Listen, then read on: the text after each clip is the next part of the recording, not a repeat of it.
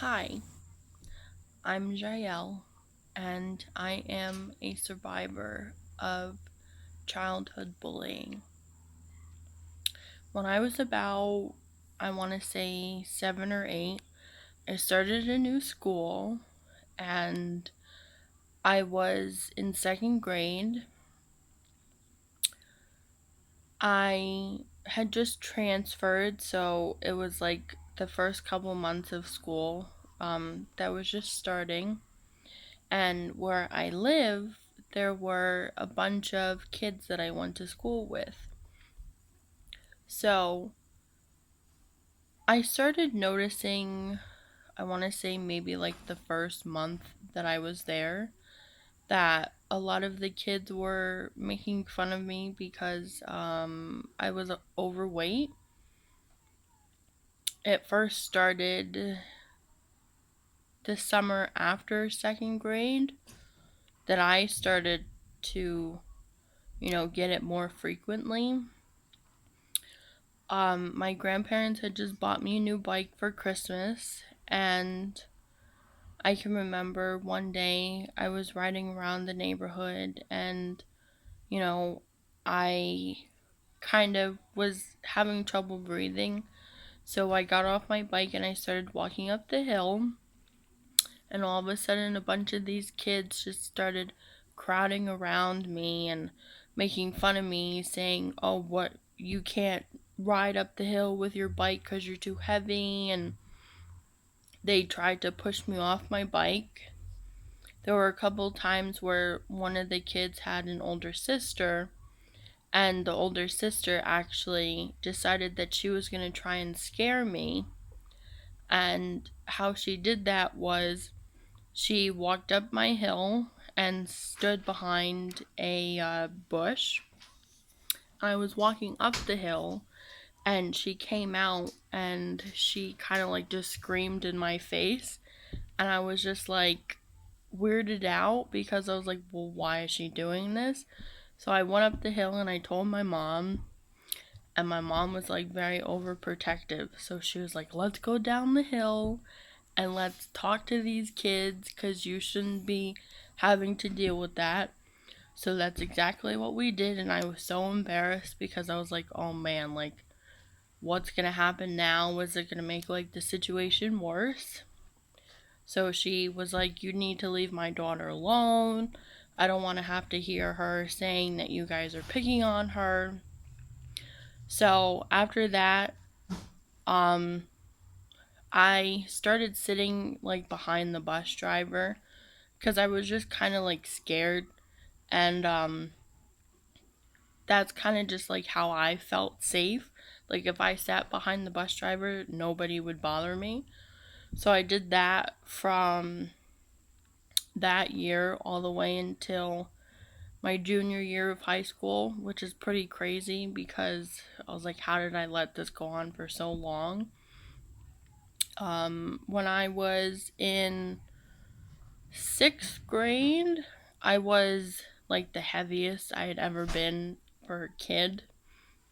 So I was always going to the doctors and trying to make sure that like I didn't end up like getting diabetes, or like my health didn't like deteriorate. So I would go see her every 3 months, and then it kind of just got to the point where kids would start to like say all these nasty things. And it was around the time where like Facebook was created, so like everybody had a Facebook. And my mom, she had like posted like this funny little picture of me, and one of the kids that I was friends with on Facebook. Meanwhile, my mom always monitored like who I was friends with. Like I always had to ask her before like I could be friends with somebody. So I was friends with a couple of the kids that like I played softball with. So one of the kids actually said like LMFAO die, and that was kind of like, it really hurt my feelings because I was also going through a lot of different things as far as like the bullying was concerned. I would always have kids call me like an elephant, or like King Kong. They would tell me to go back to the country where I was from. Meanwhile, I was born here, so it didn't really make any sense to me.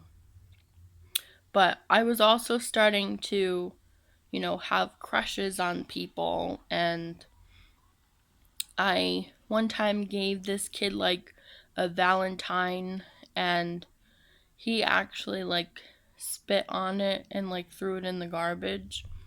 And I was like, wow, like people could be so cruel. And at that time, I also had girls who would sit there and try and jump me for no reason. Like everybody just always tried to make me out to be like the bad guy, and like I didn't really have any friends. And the one friend that I did have, come to find out, she was one of the people who was bullying me, and she would never tell me. So we ended up not being friends anymore. And I started noticing that I became very depressed. And for somebody who's in middle school, like, that's the last thing you want to worry about is being depressed. Like, you have to worry about, you know, hygiene, because that's like the time where puberty starts for most people.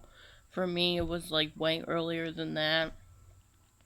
But people start to learn new things about their bodies. They have growth spurts, hormonal changes, things like that. So it was kind of like, what is going on? Like, I was very frustrated, and I was just very emotionally unstable. And I got to the point where I would sit there and I would cry myself to sleep at night, and I would come home and I would say, oh, so and so said this about me, and I would just start crying. And I noticed that, like, my family, they felt really bad because they couldn't really do anything about it. But then I would also try and talk to, like, the principals, and they could only do as much as they can.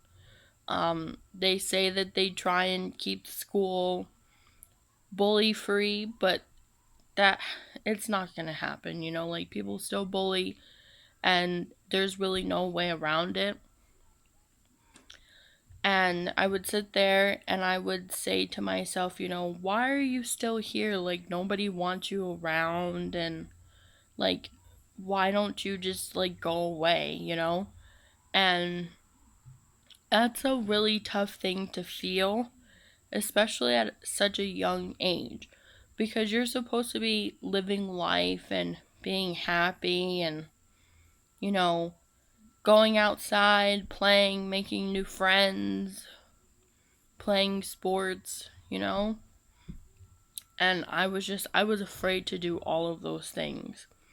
I would stay at home all the time. I never went to people's houses because of the fact that I was always bullied, and I was just so afraid about what would happen, like, could I even really trust people? And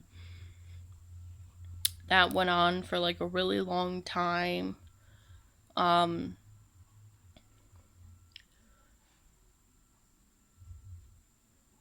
I started to, you know, really like seep in the words that people would say about me. The one thing that has always stuck with me and I can never get rid of is, someone walked up to me once and said to me, please don't eat me. And I was just like, well, what does that even mean?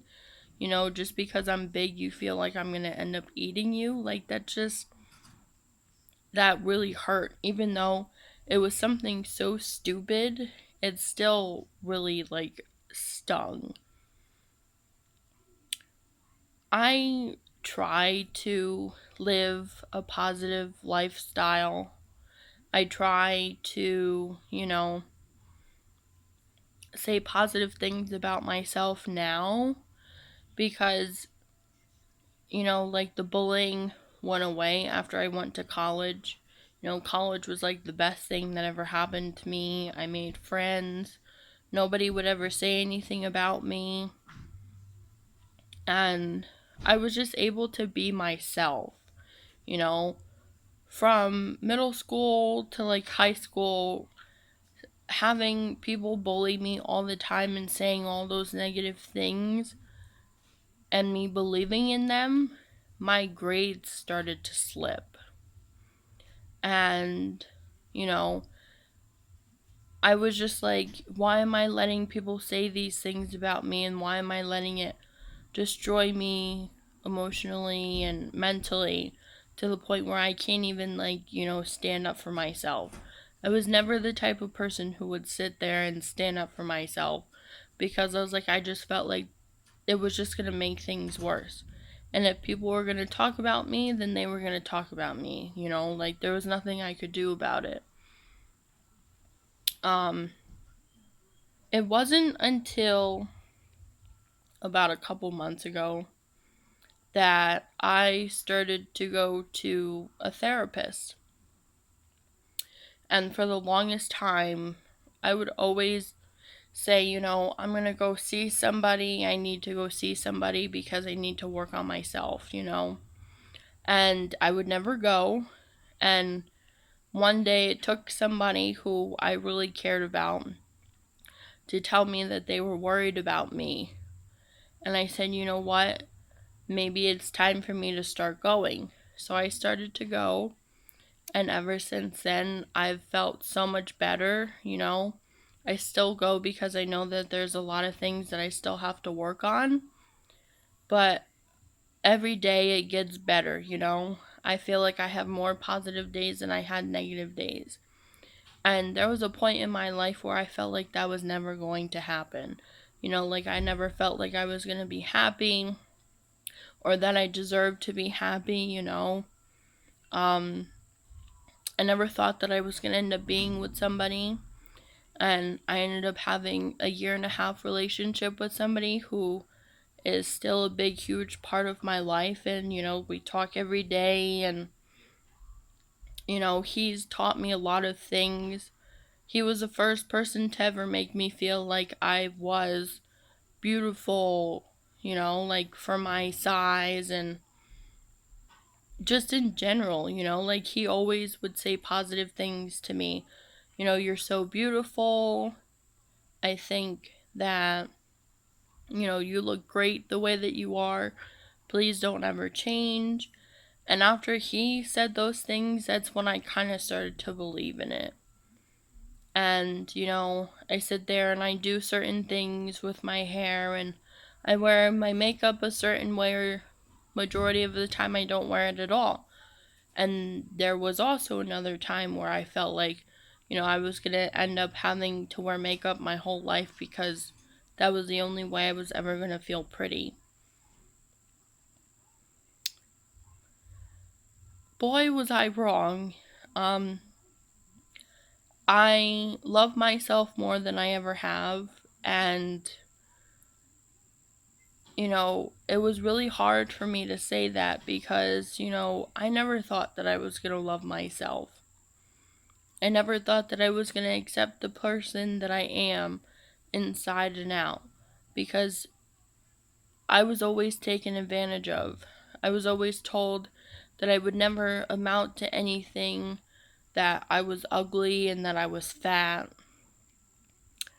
And, people still to this day, they tell me, oh my God, you're so beautiful, you're gorgeous, and I never believed them. But I hope that one day I'll get the chance to, you know, find myself the way that other people see me. And I can't wait for that day to come. I would like to give some word of advice to people who are going through the same thing that I have, or have gone through the same things that I have and still haven't been able to accept themselves for who they are and be able to, live beyond, you know, what happened to them. It does get better. It might take time, but I promise you that you will get there. It may take certain things for you to do in order for that to happen. but you will get through this, and suicide is not the right way to go. I understand that sometimes people, use that as a way to take away the pain, but the pain will go away, and you're beautiful, you're smart, you're funny, and you're all of those things that people say that you aren't. I hope that this video has, touched people's lives, and I hope that I can reach people in a different way and help them get through what they are going through. Thank you guys for watching, and like, comment, share, subscribe if you haven't already, and I will see you next time.